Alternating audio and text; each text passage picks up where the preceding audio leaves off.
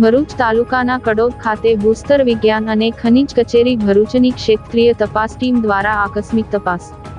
સાદી રેતી ખનિજનું બિનઅધિકૃત ખોદકામ અને વહન કરવા બદલ 2 યાંત્રિક નાવડી, 2 એક્સેવેટર મશીન તેમજ 5 ડમ્પરો મળી કુલ 2 કરોડનો મુદ્દામાલ જપ્ત કરાયો.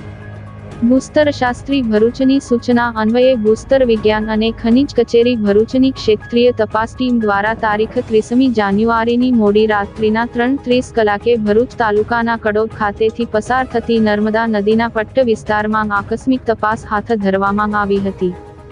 આ તપાસ દરમિયાન 2 યાંત્રિક નાવડીઓ, 2 એક્સેવેટર મશીન દ્વારા સાદી રેતી ખનિજનું બિનઅધિકૃત ખોદકામ કરવામાં આવતું હતું.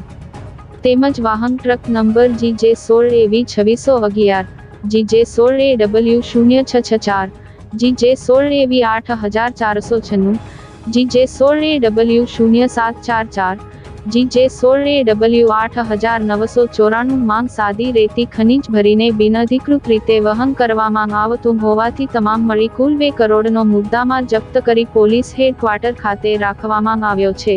વધુમાં તપાસ ટીમના સર્વેયર દ્વારા જગ્યા પરની સાદી રેતી ખનિજના જથ્થાની માપણી GPS મશીનથી કરી આગળની નિયમોનુસારની કાર્યવાહી હાથ ધરવામાં આવી છે.